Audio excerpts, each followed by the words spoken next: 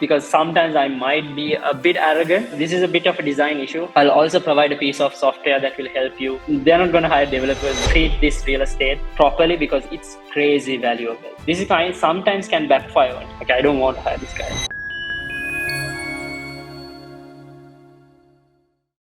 This resume review might hurt feelings of the guys who gave me the resumes, because sometimes I might be a bit arrogant on explaining like the mistakes you might have done. So just letting you know that don't take anything personal. This is just to help you improve on yourselves. So let me find that folder and open up the first resume. So this is the first resume. The first mistake I see is it's 2 pages long.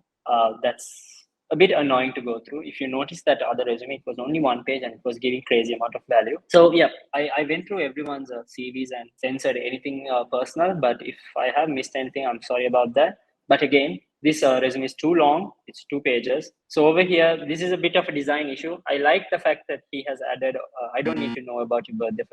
First thing, I don't want to know about your birthday. Your location makes sense. This is a good piece of information for me. Putting a GitHub, email, your portfolio site and phone number. Good. I think this particular area could have been used in different way. I'll also provide a piece of software that will help you create resumes without knowing design. It's like Canva for resumes. So it's free, which can help you improve the resume writing really well. And also you don't have to put your picture. Your picture would make sense to a job role that is like acting or requires your face to be nice or your physical appearance to be nice or has a criteria. Like say they have a criteria for this particular role they want to hire, which is going to be an actor, then your picture makes sense, or else it doesn't make sense. They're not going to hire developers because a developer looks good or something.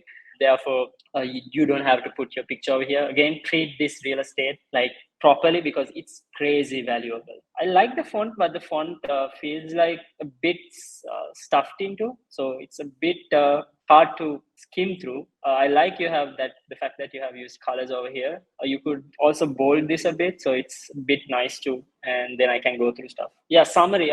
Personally, I don't think summaries make sense anymore. Even in that resume, you didn't see a summary, and I don't think we need to put summaries or objectives anymore in this day and age. So we can remove this off. And again, over here, when it comes to skills, you could have just listed the skills rather than telling how good you are, because this is kind sometimes can backfire on you. Let's say you're just somewhat like, okay, the other thing is like physics, there's a topic called measurements. When you have to measure something, there should be a common reference point. Like if you're gonna measure a table, there's gonna be a common edge that in edge you're gonna take a reference and start measuring. And it's not subjective, like yeah, it's that one reference for everyone if they're gonna measure that table. So everyone's measurement is gonna be correct. But over here, your measurements are basically your assumptions and it doesn't make sense but technically, so you don't have to do this. And some resumes I have gone through, they'd be like, they'll mark they're good with JavaScript, and if the person who's hiring wants JavaScript and they see like, oh, this guy is just good, he's just good, better on other stuff, he's proficient on other stuff, and he's not that proficient in JavaScript. Okay, I don't want to hire this guy because he's not good with JavaScript or proficient with JavaScript. So you don't want to do this, and this takes unwanted space. Just list your skills. That's important, even similar to the previous resume. And let's go up again. Adding this is nice. This is a good practice. Some tell it's not required. Some tell it's required. There's a fight over there, but we want the job, so let's do what we feel is a bit right. So adding this gives a bit of direction to the whole resume rather than being very general.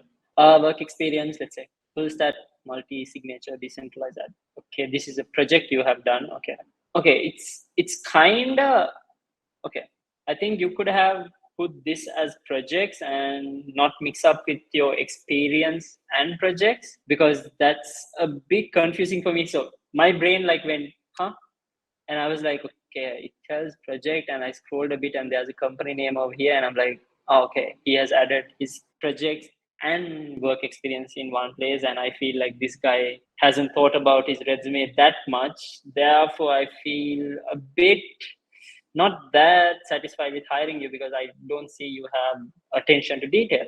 You might not spot bugs and errors. I mean, we have ChatGPT right now, but still, ChatGPT doesn't work that good with blockchain development stuff, in my experience, because I also learned this stuff a bit and here and there and test stuff. So again, be very clear about your resume should be a bit clear again. But this is a mistake you can fix. So just put the experience on top first. Oh no, you don't have to put the experience on top because this is all software engineering experience. Put your projects, name this project, name this work experience, and I think you have good experience as a software developer. You can score a lot of internships if you have the proper technical skills and interview skills and answer the questions. So yeah, let's go through this a bit. Engineer smart contract system, leveraging blockchain technology, required verification by more than one authenticated address, eliminating unauthorized traffic. Okay, is this multi-sig wallets? Okay, sorry, it's there over here.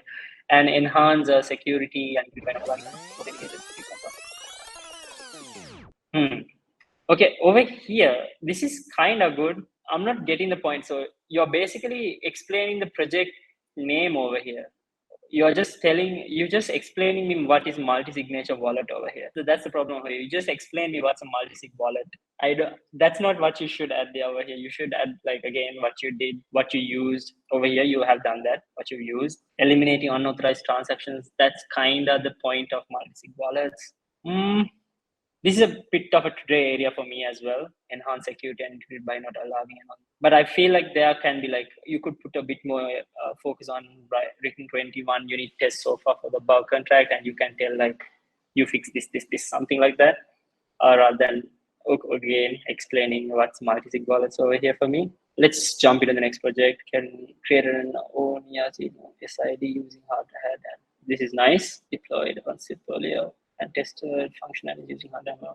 Okay, this is good one. Okay, you're going somewhere over here. You're telling me you're good at something. You're telling you okay, you did deploy on test network, and then you are telling me okay, it was tested the ERC20 the functionalities using hard hat and foundry, basically unit testing if I'm not wrong, and overridden opens up ins methods to add 10% feedback, yeah, rather than just using the basic smart contract. You have added some stuff. That's good. This is a good one. This is actually a good one. This is telling me you know something. So I want this to be something similar to this. Again, I think you can put the skills and stuff. No, it's fine. You can add this on below. Use libraries. This is a good practice. That's a good job on that. And then when it comes to your software developer experience, let's look at that. PSI logistics. So over here, you could like, for example, the previous resume I showed, he kind of went into specifics on what teams and which particular thing he did. So that would give a bit more idea. This is a bit of like fluff words, like coordinate with different departments based on requirements of the team and projects, kind of going everywhere. Not everywhere, it's just more general. You can be a bit specific on that. Okay, I'm not going to tell anything about this because this seems to be okay. The requirements for more than 10 registration functions for example. I like the way you're starting this. It's nice. You're telling you can work with a lot of, you can take on a lot of projects, different new complex and large software incorporation. Okay, good. Giving me some idea. Okay, this is a good one. Okay, this is actually nice. That's good. I want you to bold or make this whole thing a bit more visible. It's not that visible. Still, and kind of give a bit of breathing space over here. And I think apart from that, you are mentioning what the syllabus is. That's coursework, and you're also mentioning the skills and tools you learned and libraries. That's good. If you're covering all of that, yeah. Only thing I think you need to do is kind of bold it out a bit so that it's a bit visible. And yeah, that's about it.